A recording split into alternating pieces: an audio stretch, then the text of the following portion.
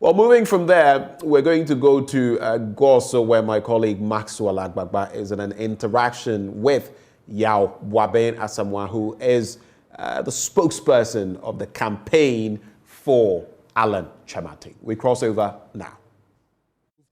East region and then the Bono region, and now in the Ahafo region, we specifically here at Goaso.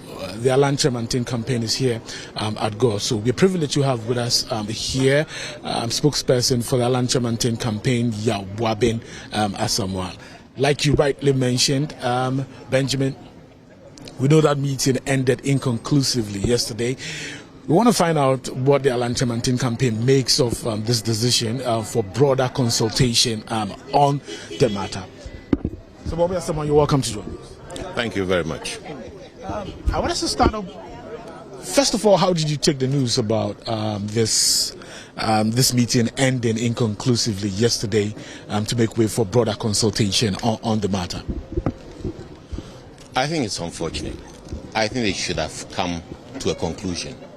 And what has happened doesn't demonstrate a preparedness on the part of the party to be decisive, to put its foot down and to get things going. I think it's very unfortunate.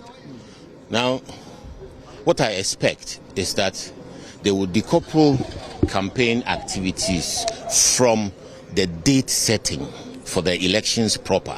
In other words, we are all assuming that we can start campaigning only when nominations are opened and we file documents, which is the norm. But until those dates come out, the expectation is that we can't campaign formally. I think it's time. If the party can't sort itself out, candidates or aspirants must be able to sort themselves out, because it's a process. It takes time. People need to campaign. So we believe that from now on in, we are serving notice that the party must decouple the campaign timing, enable campaigning to start immediately, whilst they wrangle over when to have the election, which they must have this year. They must have that election. So I'm surprised they can't agree on a date to have an election that by law you must have. What is the holdup? But in any event, that decision should be decoupled from allowing aspirants to campaign. So formally, I believe that the Alan Kyerematen campaign will begin and continue and campaign throughout the country whilst waiting for the decision from the party. It is untenable to assume that aspirants must wait for processes that cannot even be determined when they ought to have been so simple. It's untenable. So they are in charge of the election. They can go ahead. But aspirants must touch base with potential delegates, and aspirants will touch base, and aspirants are already touching base. Several aspirants are out there touching base, and we are all pretending nothing is happening. And so we are going to make sure we do what we have to do to meet the delegates, to prepare for the election, because we need to prepare. So campaigning by aspirants, as far as the Kyerematen campaign is concerned, campaigning ought to start whilst they wrangle over the date. Now, we understand there are two divides when it comes to the decision on when to hold this presidential and parliamentary primaries. One school of thought believes that we should do it. It should be done later. Another school of thought believes that an early, primaries would help those elected to do enough campaign ahead of the main general election. Which school of thought is the Alan Kyerematen camp part of? Ideally, the people to take the decisions are in that meeting. Ideally, if they assume that they want broader consultation, then they haven't consulted our campaign. So if they believe it is about broader consultation, then I think perhaps it's time they called in the known aspirants. Everybody by now knows who is planning to be part of this process. Perhaps it's time they called in the known aspirants, consulted them formally or informally on setting the date. Because, like I said, it is an election we must have. If we are going to have that election, then the sooner the better. In any event, it's not about early or late Congress, because we've run out of time. For me, those distinctions don't matter anymore. let's have the presidential election in August. Let's have the presidential election in August and let's move on. Why not? Okay, earlier we had rumors that it was going to be in November. That's what we heard, but later that was dismissed by the party executive, and you even won August. What I'm saying is that I don't even want to start that debate on air. My position is that it is going to be done, so let us get it done. Now there are two possibilities. Possibility one is that you insist that you are in charge of the process of aspirants campaigning, as well as the process for setting up the album, the rules, the regulations, and then election day. If that is your concern, then at this time, that aspirants don't know when they can start campaigning formally, it's irresponsible. It's totally irresponsible, because you're not being fair to aspirants. That's the first leg of the argument. The second leg of the argument is that decouple the two situations. Deal with your dating, broad consultation, and whatever, based on you seeking a firm date for the election with consensus on all sides. In that case, agree, immediately allow aspirants to go about their work and touch base and do that. Free the party to consult itself on who is going to lead them. Now, there are two consultations at stake. There's the party struggling to set a date for an election they must have anyway. Then there's the aspirants trying to persuade the party to vote for them to lead them, which is necessary by law. So why are you restraining us now because you can't set a date for yourselves? So what I'm saying is that the sooner the date, the better. I'm not an early Congress, late Congress person. I just believe that we've run out of time. Either way, we've run out of time, because the processes for getting the party to appreciate who will lead them are not simple. And then once we determine who leads the party, then that person must be taken to the country. Even have a process of internal realignment, or getting together behind the candidate. So there are processes. We've run out of time for those processes. This party doesn't have the luxury of waiting any longer. That's the point I'm trying to make. This party doesn't have the luxury of waiting any longer.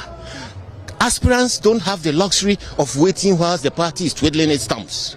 The party must be decisive, but aspirants will go out there and campaign. The Kyerematen campaign will campaign. That doesn't flout any party regulation. What is there to flout if they themselves are flouting their moral duty? What is their responsibility to aspirants? Doesn't the party have any responsibility to aspirants? Tell me, doesn't the government and the party who are sitting in steering committee and NEC have any responsibility to aspirants? Don't they realize that aspirants need to be facilitated in order to have a smooth takeover? The government is on its way out. Whatever happens, the government is on its way out. It could be the best government, it's on its way out. So the party is responsible for getting somebody else to lead now. Not later, not tomorrow, not consultations, nothing. The process for determining who leads us is well defined. You go out there, you campaign to delegates. So what are we waiting for? That the party can't decide when to have an election, so we can't campaign. So what are we flouting? There are no regulations at the moment. All that is in position is a code of conduct. Do not campaign. But it is based on a presumption that campaigning is aligned to dating. That is the presumption. Campaigning is aligned to dating. But where we are now, given the time constraint, it would be totally irresponsible to insist on that position, that until nominations are opened, one can't campaign. What are we waiting for? So now how is the party going to enforce the anti-campaigning rule? Are they going to put all these aspirants away? What kind of impression are they going to create in public? How are they going to manage the campaigns of the aspirants? How are they going to restrain the aspirants? Evict them from the party? Sanction them for campaigning when they have to campaign? Are they not campaigning?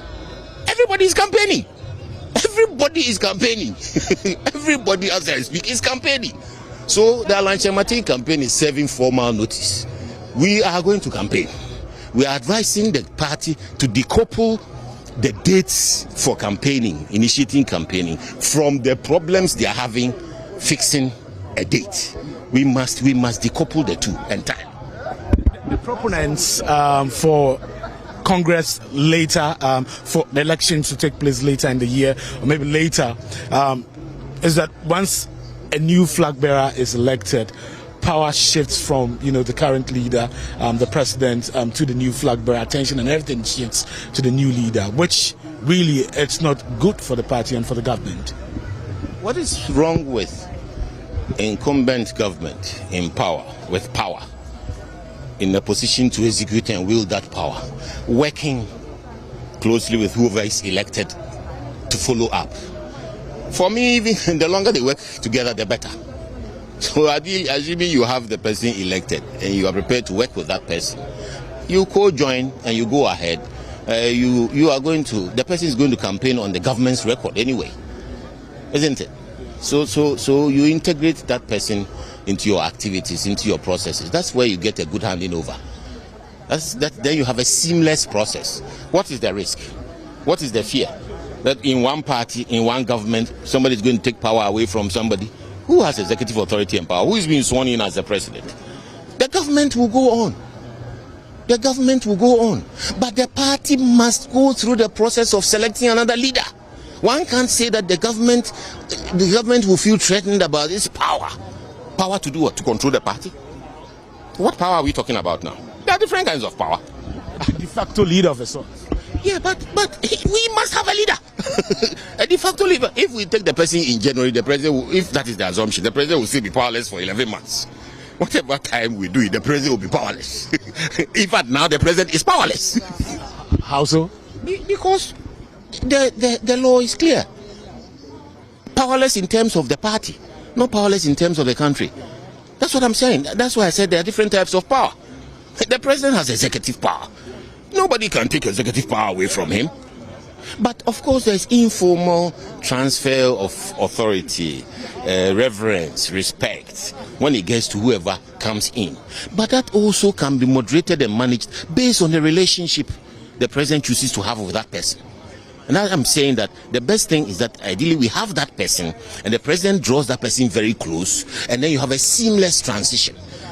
That's what I'm saying. That's what I believe should be the case. Particularly where we are now, where messaging is going to be very difficult. We need a situation where you have somebody the president is prepared to work with, and together we can determine the way forward.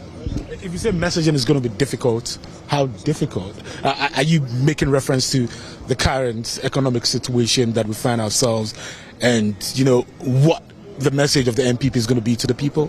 Now we need to fine-tune the transition from where we are to continuity. That's a big messaging act. We have a base. We have put in many important programs, but to effectively milk those programs, you need continuity. Our problem as a country, partly, is the chop, stop, start. Every 8 years, every government decides to criminalize everything they met and do a new thing. Now, from some of the things we are doing, we are now really set on a path of diversification, economic diversification. If you look at the industrialization process, where we are inviting more investment into local value addition. If you look at the education sector, where we are pivoting to more science, more engineering, more. If you look at health, where we are trying to build up, a bank of capacity to be able to offer the kind of service that our people deserve. All this will be threatened. All this will be threatened by a change of government.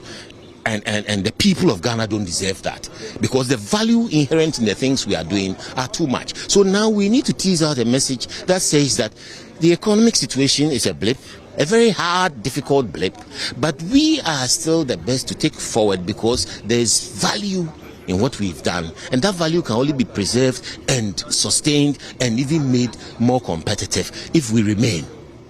And that messaging we have to begin now.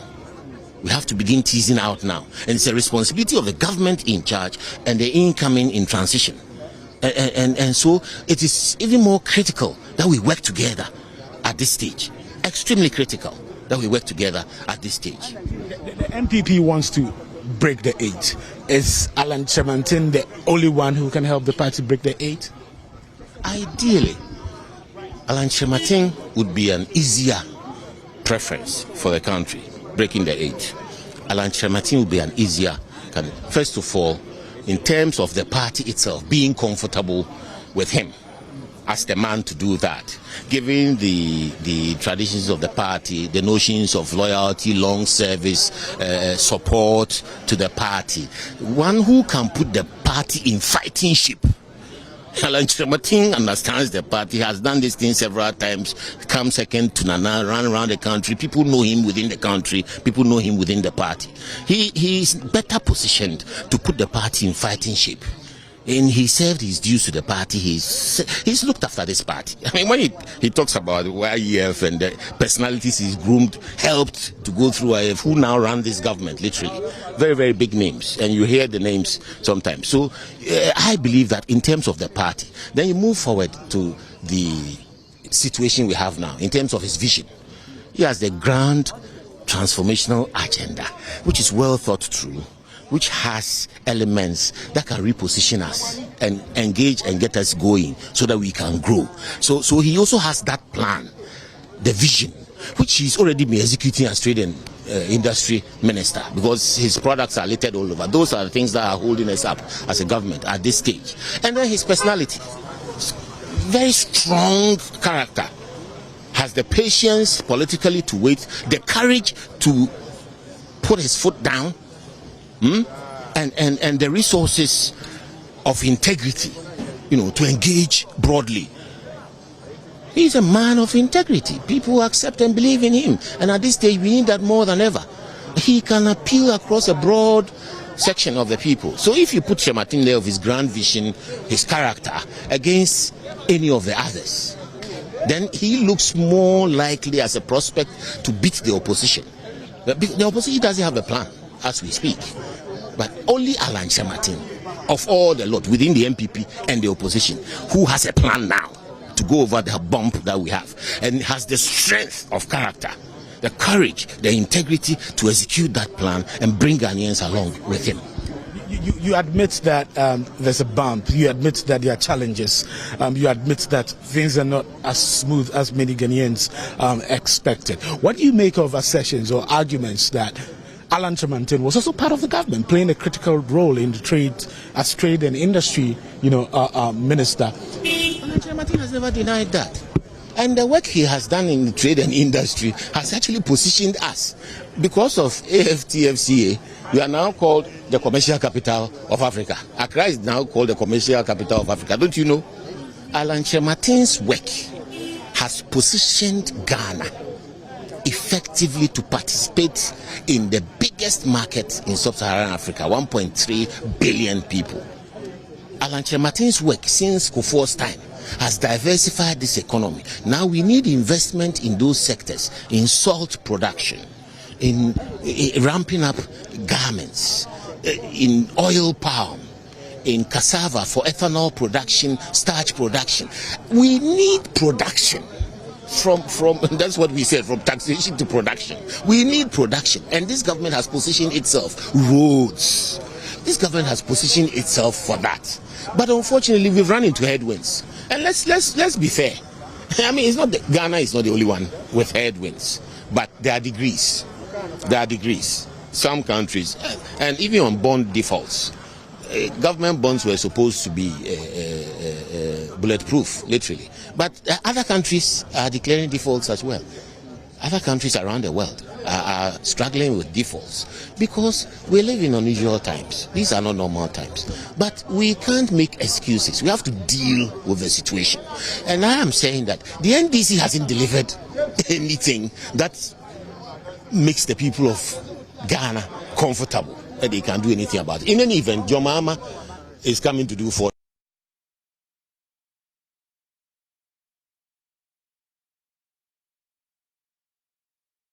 President of Ghana. He spends the first year trying to cancel everything the NPP have done. Second year trying to find resources. Third year he starts preparing to exit. Fourth year he's out. What will he do? After dismantling this bedrock that we've established, So the people of Ghana will be the ones who lose if NPP disappoints them. It is for us, the NPP, to restructure, reshape, and remessage in order to engage the people of Ghana on the real scenarios. And the real scenarios are that we have laid a foundation that can be built on to deliver the jobs that our people seek. We have laid the foundation to deliver the transition to industrialization that the people want. We have laid the foundation to enable us diversify from the cocoa and gold economy, which is desperately needed to make us more competitive, to improve our incomes, and to stop going to the IMF. We can't live on this borrow and spend economy for so long. Your mama is also coming to borrow and spend. Where is he going to borrow the money from? And what is he going to spend it on? So we have a solid foundation.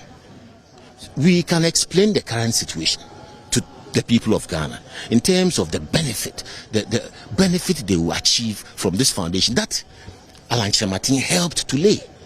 Alan Kyerematen is a core member of this government, and we did a lot of work before we were hit by the twin evils that have brought us to this point.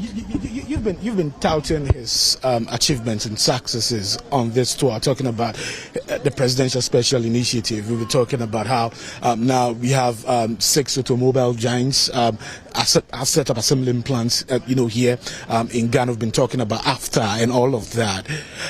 I think Ghanaians want to know what role specifically he played to cushion us from what we're experiencing now.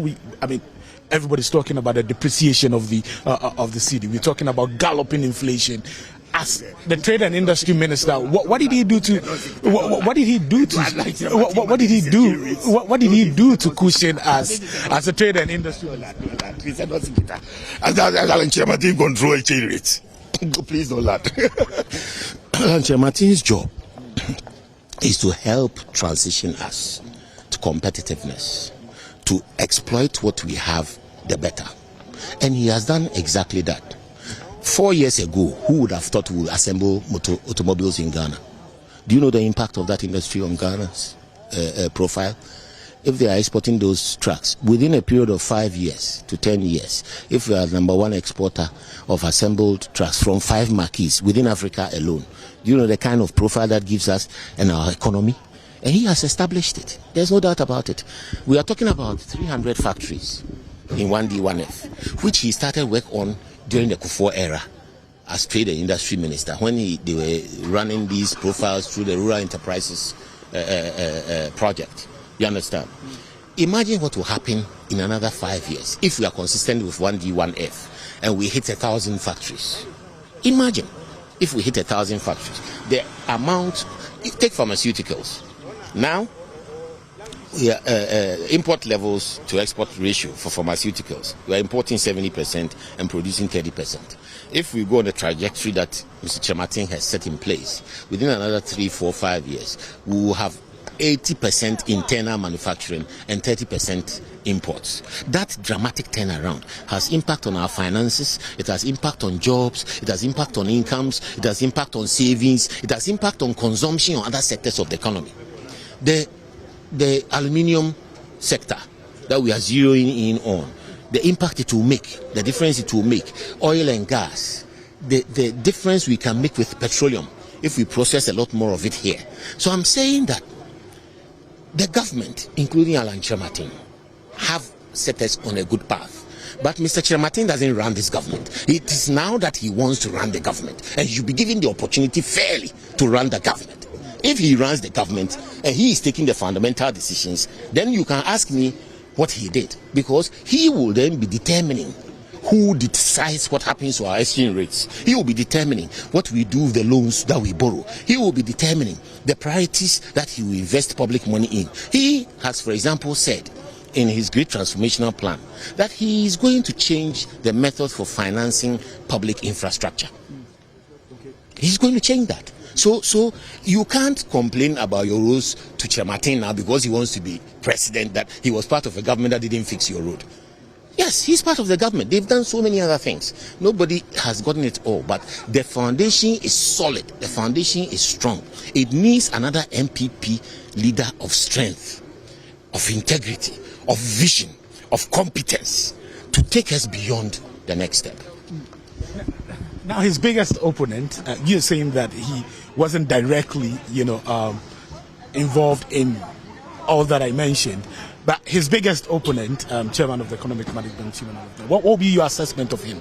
He's done a good job? I have no idea. Ask him. I have no idea. You have no idea whether he's done a good job or bad? I'm campaigning. I have no idea. Let him come and tell us. You don't know if Dr. Bawumia has done a good job? I am not in a position to campaign for him. No, we're just doing an assessment of him. How can I do an assessment of him? He is campaigning. He's out there campaigning. Don't you know? He is campaigning. And I am campaigning. So we are campaigning. Yes. Interesting. Before we wrap up with this conversation, though, I know the National Executive Committee members are watching, top officials of the NPP are watching. What will be your message to them on the date for the presidential and parliamentary primary? For me, I think they should be aware that the world is watching. I recall the first time we went to Legon, not first time, I mean the Legon Congress, if you recall, where after 2.5 days we're deadlocked. And there were issues with the Congress. There was rumors we shouldn't continue and all that. And then then President Kufuor stepped in and said, "We are the ruling party." It was being televised. That was the unusual thing. It was being televised. It was being covered heavily by the media. So how can the government, the ruling party, and the government go into conclave and are unable to elect a leader? How will the world view us? It will have impact on our markets. It will have impact on confidence. It will damage the government. So we must necessarily finish this. There was consensus. We went again, and then it was deadlocked. Danado couldn't make the required percentage. And there was supposed to be a second round. Again, Bruhaha. It was Alan who unified the party, who gave the party a fighting chance by saying that, no, I concede to Nanado. Let Nanado have the lead over me, because in future I have an opportunity to be this. So the leadership of this political party in the current circumstances know that the whole world is watching. They need to appreciate that the world wants decisions to be taken. So let's leave the dating to them, but let them take a decision that they are going to allow us to campaign, and that we have already started campaigning, and that they must accept constructively and approve of campaign activities constructively, and keep quiet, because nobody is going to respond to sanctions for campaigning against time when there is no time frame. Thank you very much for talking to us. Interesting conversation. So like I mentioned earlier, we're now in the Ahafo region, specifically Goaso, the capital of the Ahafo region, and Alan Kyerematen is going to begin his tour of this region today. We're just waiting for some minutes for that to begin. But you heard his spokesperson, the spokesperson for the Alan Kyerematen campaign, Yao Boaben Asamoah, talking about the meeting that ended inconclusively yesterday, the meeting to decide the date for the presidential and parliamentary primaries for the NPP. My name is Maxwell Agbagbal, came to you live from Goaso. We're going on a short break on the AM show. When we come back, Benjamin Akapo takes over.